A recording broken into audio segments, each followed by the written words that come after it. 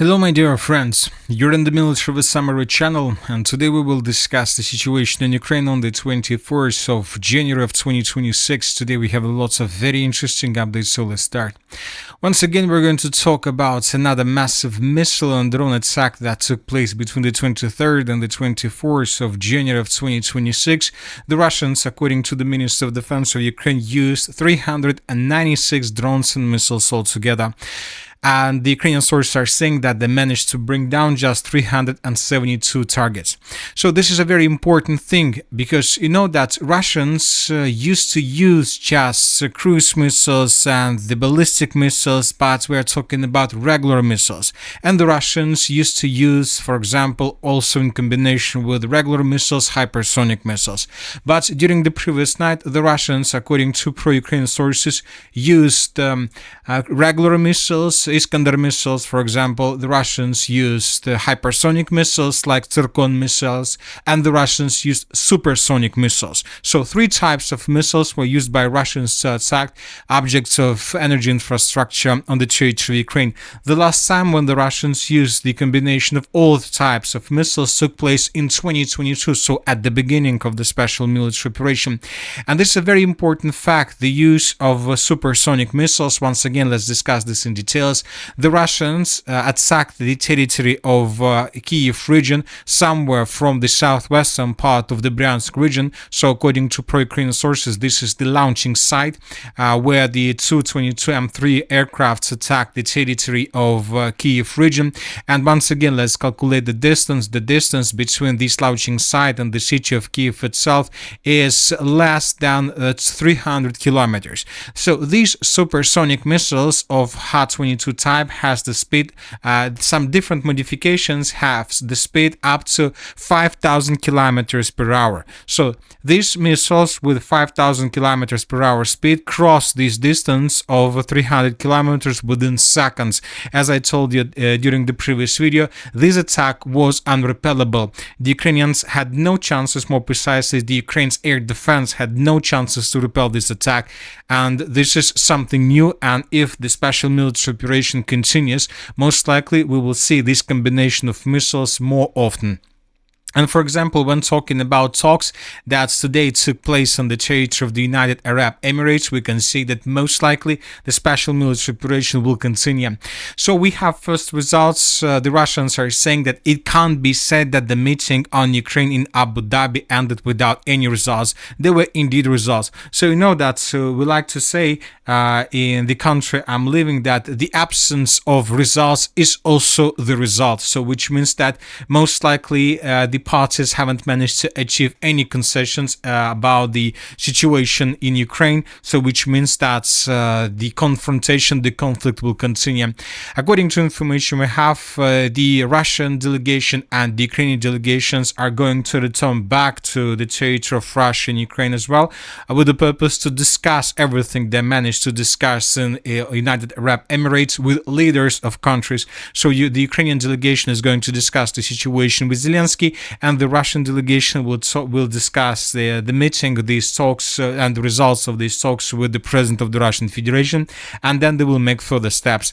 Furthermore, several sources stated that trilateral talks between United States of America, Russia and Ukraine in Abu Dhabi were positive and constructive. So telling the truth, every single negotiation process in the past were also positive and constructive, but the special military operation and the conflict continued. Ukrainian officials, another round of talks to be held in Abu Dhabi next week. So the next round is going to take place within a week or something like this. And telling the truth, within the next week, the Russians may carry out more attacks on the energy infrastructure in Ukraine and to deal more damage. We have already discussed the situation with energy sector. During the previous 12 hours, we received additional updates and additional videos. This is the factory in the city of Kiev, and the sources are saying that this factory used by Ukrainians to produce drones, and the Russians, as you can see, damaged this factory significantly. This is the video of how Russians were attacking different parts of the city of Kiev with drones, and here we can see the video how Russians attacked a boiler house in Kiev. So here we can see several explosions, and this is exactly the boiler house that was damaged and destroyed by the armed forces of the Russian Federation. And during the day we received lots of updates about the situation in the energy sector. Ukraine needs an urgent energy ceasefire due to its proximity to a humanitarian disaster. That was stated by Reuters. Another important statement: the power situation across Ukraine has sharply worsened. The power grid is operating at capacity. Due to shelling, the power grid is operating at capacity with some facilities undergoing emergency repairs. Furthermore, the sources stated that the Russians during the previous 24 hours attacked Ukraine's power stations, Kiev's the power station number 5, Kiev's power station number 6, and furthermore we received a report that there is a total blackout on the territory of the city of Chernigov. In the Chernigov region, hundreds of thousands of subscribers were left without electricity, according to the regional energy company. According to the company, an important power facility in the Nish district was damaged after bombardment. Another important thing is that the Russians were attacking not just energy substations in the area of the city of Kiev. During the previous 24 hours, we received lots of videos from different towns and cities across Ukraine. For example, we received a very interesting video from the settlement of Mala Vyshka. In this video, we can see how the Russians managed to discover some helicopters sites in the area of the settlement of Mala Vyshka, and then the Russians were attacking this territory with drones, and the sources are saying that at least 2 helicopters were destroyed by Russians. We are talking about Mi-24 and Mi-8 helicopters that were located in the area of the settlement of Mala Vyshka. Here we can see the moments when the Russians were attacking these helicopters and how the Russians were destroying them. Another important video is coming from the settlement of the Kryvyi Rih. Here we can see how the Russians, with the use of Lancet drones or any other type of drones, were attacking some raiders of the armed forces of Ukraine that were located in this area. So in this video we can see how Russians destroyed a raider as a result of a drone attack. Another important video is coming from the city of Zaporozhye. Here we can see how the Russians, using dozens of drones, were attacking this Zaporozhye substation. So as you can see, there are lots of facilities, lots of important objects, lots of equipment that were attacked by Russians with drones. So as a result of this attack, the Russians managed to deal significant damage to this energy substation. So the situation is critical. The Russians, with these attacks, were trying to force Ukrainians to accept Russia's demands, but as we can see, and according to the results of talks that took place on the territory of the United Arab Emirates, we see that Ukrainians haven't accepted the demands of the Russian Federation.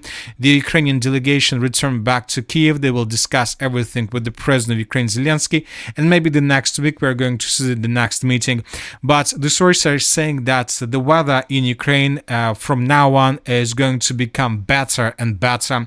And according to different sources, there are just 2 or 3 weeks left for Ukraine, and then we're going to see warm temperature, better winter, European winter, and during the upcoming period of time, Ukrainians will be able to probably to suffer, or not to suffer, to stay, let's say, stronger during this attack from the Russian side. So this is the situation. But one thing is clear, that maybe if Ukrainians and the energy infrastructure Ukraine is able to survive this winter, but something tells me that if the conflict continues, then most likely during the winter of 2026-2027, the energy infrastructure of Ukraine will be destroyed completely if the conflict continues until the next year. So let's wait and see what is going to be next, of course. And now let's discuss the situation on the ground. During the previous 12 hours, we received lots of very important updates. And first, let's talk about the Sumy direction. The Russians, as we can see according to these icons, intensified their offensive operation in this area. The Russians are moving further in the southern direction from the area of the settlement of Yunakivka. The Russians are moving further in the western direction towards the city of Sumy from the east, and we see more and more updates, more and more videos of how Russians with FPV drones were attacking different positions and temporary deployment points of the armored forces of Ukraine in this area. So now we see that the Russians are trying to create something like a kill zone in this area. They're using hundreds of drones and hundreds of FPV drone crews, and most likely the Russians will try to attack and will try to advance in this area in coming weeks and in coming months. We're not talking about winter. Most likely this is the task for the summer or for the spring military campaign of 2026. Now let's move further and let's discuss the situation in the Kharkiv direction. Now the Russians, it seems, are trying to unite these two footholds around the city of Lipsy and around the city of Volchansk. It seems that the Russians are tasked to establish complete control over the territory along this red line. During the previous 12 hours, according to the Group of Forces North, the Russians managed to establish complete control over the settlement by the name of Staritsa. This information was confirmed by the Group of Forces North, and this information was confirmed by the Minister of Defense of the Russian Federation. So, and these are the changes on the ground in this area between the dates. This is the end of the 19th of January. This is approximately the beginning of the Russian major offensive operation in this area. And every single day, as you can see, we're adjusting the map. So it seems that now the Russians are tasked to establish complete control over the territories, and it seems that the Russians are trying to answer this huge forest. This is a very big forest, and this is a very important position that is under complete control of the armored forces of Ukraine. And of course, if Russians are able to establish complete control over the forest, this can lead to very huge problems for the armored forces of Ukraine, because from these positions, Russians will be able to keep advancing further in the southwestern direction and to get closer to the city of Kharkiv itself. It seems that the Russians think that the city of Kharkiv could be a target and a task for the military campaign of 2026. We're not talking about complete control over the city, but obviously we are talking about shortening the distances to the city of Kharkiv from the north, from the northeast, from the east, and from the southeast, because this territory obviously is something that the Russians will try to fight for during the, let's say, 2026, during the military campaign of 2026. So everything is here, could be a task and target for the armored force of the Russian Federation. So, and the Russians, if you remember, controlled this territory in 2022, at least 80% of these territories, but 2022 is something completely different in comparison with the 2025 and 2026. Completely different approach, FPV drones, artillery, missiles. So if Russians are able to restore control over the territories, so most likely the population and the citizens of the city of Kharkiv would be forced to evacuate themselves. Now let's move further and let's discuss the situation in the Slaviansk direction, where the Russians continue their offensive operation. But as for the previous 24 hours, we were receiving almost only FPV drone attacks. Ukrainians were moving and redeploying additional reinforcements and reserves through this territory. The Russians were attacking their vehicles and reinforcements with FPV drones. And as you can see, without almost any changes. The only changes we received are coming from the area between the settlements of Riznikovka and Svято-Pokrovskaya. So these are the changes I'm talking about. We see that the Russians during the previous 24 hours improved their positions and they continue offensive operation further. As of now, we can see that the Russians are slowing their offensive operation. They used to have a faster and bigger advance, bigger dynamic here. Now they're moving very slowly, and most likely this situation is connected with FPV drone operators crews or crews of the armored forces of Ukraine that are located in this area. Basically, the Ukrainians are not allowing the Russians to move further. Maybe the situation connected with the weather conditions. Maybe the Russians are waiting when the battle for the city of Liman ends, and when the battle ends, then the Russians will be able to redeploy and to establish their FPV drone operators crews in this area, and they will begin attacking Ukraine positions in this region as well. And as you can see, the Russians also stopped or slowed down their offensive operation along MO3 road. So it seems that the Russians are regrouping or the Russians are waiting for something. As for the city of Konstantinovka, we see that the clashes and the assault operation is ongoing. The Russians didn't stop this offensive operation, and during the previous 24 hours, additional changes on the ground were recorded. We have added the rivers and lakes in this area with the purpose to understand the geography of the city Batsa. Here we can see the Krivoy Tarets river. Here we can see some lakes and some rivers and some ponds. And now these ponds and rivers will give us better understanding of the situation. So as of the previous 24 hours, the Russians improved their positions in the northern part of the city of Konstantinovka. We're talking about the northern part according to the river of Krivoy Tarets. So the Russians, as you can see, continue advancing further, trying to get as deep as possible and trying to probably cut the forces of the armed forces of Ukraine through this dense network of the fortifications and to attack them and so outflank them from behind. So this is most likely exactly what the Russians are doing. And the Russians continue their offensive operation in the area of Vilenka, but we see that currently we have, or the Russians have no progress on the ground. But despite the fact that the Russians destroyed and established almost complete control over the main logistic lines, once again, this is the moment when the Russians destroyed the bridge along 0523 road, the only normal road that Ukrainians used to have to supply their contingent. So now, as you can see, according to this configuration of the map and according to these lakes and rivers, the only way how to answer the southern parts of the city of Konstantinovka is through this, let's say, corridor, which is not very big corridor, and obviously Russians have some FPV drone control over the territory. And if we take a look at icons and geolocations, we see that there are some FPV drone attacks took place in this region, but not so many FPV drone attacks as could be expected. So this is the situation. We are waiting for additional updates. Most likely after the United Arab Emirates talks, the offensive operation will be offensives would be continued by Russians. As for the Dobropolye direction, the same story, no changes on the ground. As for the Dnipropetrovsk direction, during the previous 24 hours, changes were recorded. We have additional updates between the villages of Ivanovka and Novopavlovka. These are the changes on the ground between the dates. We see that the Russian offensive operation in this area is gaining momentum.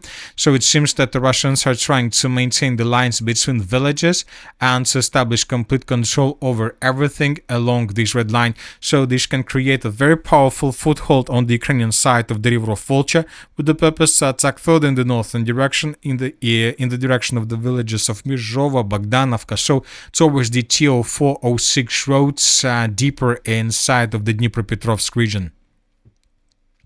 As for the Zaporozhye direction, currently there are very heavy clashes along the line of combat contact. The Ukrainians introduced additional reinforcements and reserves along the railways between the cities of Zaliznychne and Pokrovsk, and as you can see, the Ukrainians are doing everything they can with the purpose not to allow the Russians to establish control over the railways. The Russians at the same time have huge problems with logistics, because to support their offensive operation they need always to find a solution how to cross the river of Gaichur. Most likely now the Russians realize that the only way how to do this is to concentrate additional forces and to reinforce their positions on the territory of the city of Guliai-Polye, and when they finish this process, most likely they will have better chances to continue offensive operation further in the direction of Zaliznychne. So the villages of the town of Zaliznychne and the village of Staroukrainka plays a very important role in the further Russian offensive operation in the direction of the settlement of Orekhov. So without these settlements and without this territory, Russians have less chances to continue their effective offensive operation further in the western direction. So which means that Russians will fight for this territory no matter the cost, no matter the price they will pay for this. And that's it for today. Military with Summary channel reminds to condemn any violence in the world. Thank you for watching. Subscribe to my channel, put your likes, join my Patreon, and have a good day. Bye bye.